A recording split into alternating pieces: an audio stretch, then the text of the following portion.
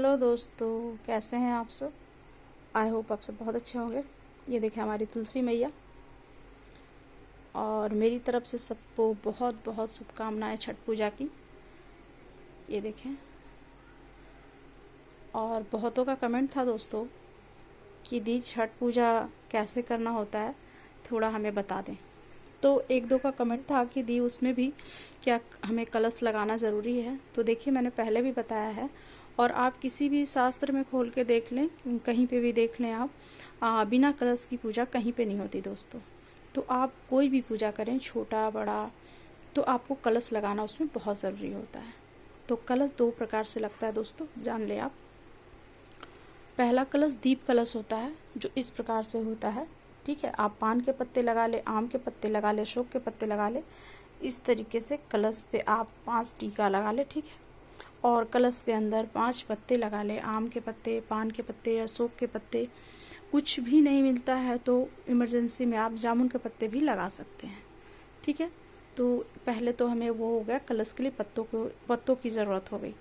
तो हमें एक लोटे में गंगा जल डालने के बाद जल डालना है, फिर उसमें हमें लौंग, इलायची, सुपारी, सिक्का, एक पान का पत्ता, कुछ मिष्ठान, अक्षत, रोली, चंदन डालने के बाद उसमें हमें लोटे में डालना है। डालने के बाद हमें उस पर पत्ते लगाने हैं। इस प्रकार से देखें, ये मैंने पान के पत्ते लगाए क्योंकि आम और अशोक के पत्ते ना बहुत लंबे लंबे हो जाते हैं, तो इसलिए मैंने पान के पत्ते लगाए।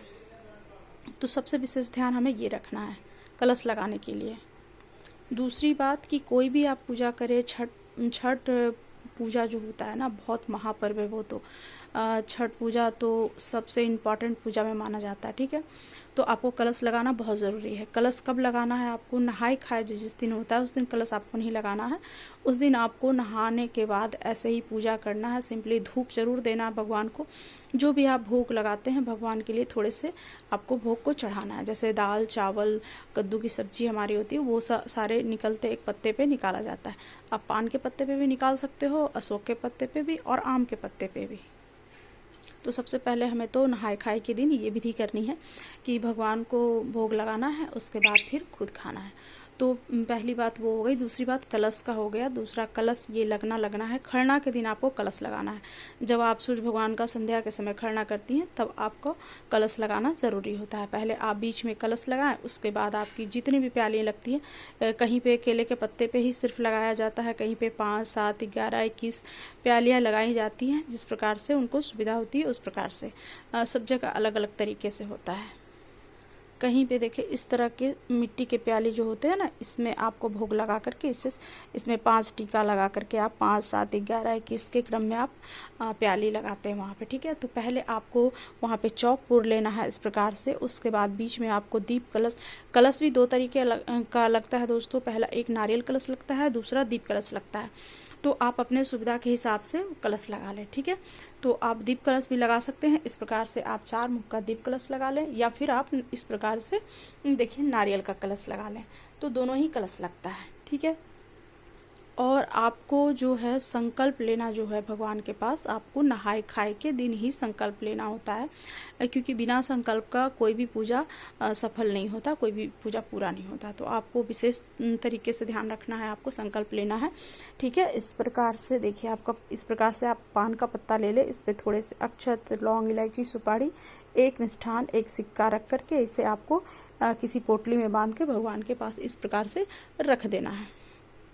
ठीक है, तो नहाए खाए के दिन सबसे पहले स्टार्टिंग में हमें संकल्प ही लेना होता है कि भगवान हमें कैसे पूजा करनी है। ठीक है, आपको जल, मतलब इमरजेंसी में जब स्टार्टिंग ही जब करता है आदमी व्रत, तो उसमें जल, शरबत, जूस, जो भी जिसे नहीं हो पाता है तो वो लगाते हैं। तो इस प्रकार से आपको संकल्प लेना है और भगवान के चरण में वो रख देना है कि भगवान हम इस प्रकार से आपका व्रत करेंगे। तो बिना संकल्प लिए हुए आप किसी से कोई चीज़ वादा नहीं करते हैं कि हम ये काम करेंगे, तब तक वो पूरा नहीं होता, वो मान्य नहीं होता कि हाँ ये चीज़ वो पूरा करेगा ही। इसलिए संकल्प लेना सबसे पहले ज़रूरी होता है। तो संकल्प आप ले ले। ठीक है, और उसके बाद आप नहाए खाए का व्रत करें। फिर खरना का होता है, शाम के समय खरना का व्रत होता है। तो उसी प्रकार से आप एक चौक बना लें। ठीक है, चौक बनाने के बाद आप 5, 7, 11 प्याली लगा लें, या कहीं पे केले के पत्ते पे ही लगता है तो वो लगा लें, या फिर आप कभी कहीं कांसा के कटोरा जो होता है कांसा का, मैं दिखाऊं, यहाँ पे नहीं है शायद, तो उसमें लगाते हैं। तो उसमें भी आप कम से कम देखिए, जो होता है ना, कहीं पे होता है कि केले के पत्ते पे ही एक जगह वो भोग लगा देते हैं, तो उसमें विशेष होता है। तो उसमें विशेष क्या होता है दोस्तों, कई लोगों को पता नहीं होता या कई लोग नहीं जानते। तो उसमें कम से कम भी तो आपकी जो प्याली होती है, या पत्ते पे भोग लगाते हैं, या इस तरह की मिट्टी की प्याली होती है उसमें भोग लगाते हैं, या बर्तन में भोग लगाते हैं, तो कम से कम भी तो आपको 5 जगह भोग लगाना बहुत ज़रूरी होता है। 5 के क्रम में आपको लगाना ज़रूरी होता है, और उससे ज़्यादा फिर आप 11 लगा सकते हैं, 21 लगा सकते हैं, ठीक है। तो इस बात का विशेष ध्यान रखें। 5 इसलिए लगाए जाते हैं कि बहुतों का सवाल तो था कि सूर्य भगवान का इसमें पूजा होता है, पर गीत जो हम लोग गाते हैं ना, छठी माता का गीत गाते हैं, तो छठी माता कौन है? तो छठी माता जैसे कि आप वहाँ जैसे कि आप जब पुरी जाते हैं, जगन्नाथपुरी जाते हैं, तो वहाँ पे पूजा भाई बहनों का ही होता है। तो उसी प्रकार से इसमें भी सूर्य देव की बहन जो है वो छठी माता है। तो छठी माता का पूजा होता है और सूर्य भगवान का पूजा होता है। तो यहाँ पे भाई बहन की पूजा होती है। तो छठी माता सूर्य भगवान की बहन है, ठीक है। तो और जब हम नवरात्रा करते हैं तो उसमें कात्यायनी देवी की भी जो वर्णन होता है, तो उनका रूप भी छठी माता का है, ठीक है, कि बच्चों की रक्षा करती हैं, वो हर एक चीज़ से रक्षा करती हैं, आपके घर की रक्षा करती हैं, आपकी रक्षा करती हैं कात्यायनी देवी। उसी प्रकार से उन्हीं का वर्णन हुआ है। तो इसमें छठी माता वही है, छठे रूप में उसमें कात्यायनी देवी का पूजा होता है, तो वही माता इसमें सूर्य भगवान की बहन है। तो बहुतों का क्वेश्चन था कि छठी माता कौन है, तो उनका आंसर मिल गया होगा दोस्तों। और खरना बस उसी प्रकार से करें। उसके बाद आप कलश लगा लें, फिर 5, 7, 11 के क्रम में आप भोग प्रसाद लगा लें। कच्चे दूध और गुड़ डाल करके उन्हें आचमनियम कराने के लिए ज़रूर रखें। और उसके बाद लास्ट में धूप डालें, फिर उसके बाद पंडार डालें, उसके बाद अपना भोग आप लगाएं, ठीक है।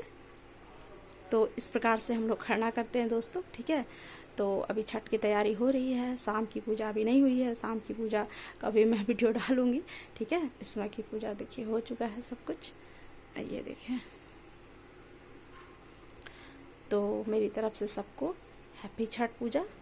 और नहीं समझ में आया होगा बहुत लोगों को अगर, तो आप कमेंट करें, पूछें, मैं बता दूंगी। और ये देखिए तुलसी की पीढ़ी आई है नई, ये देखें।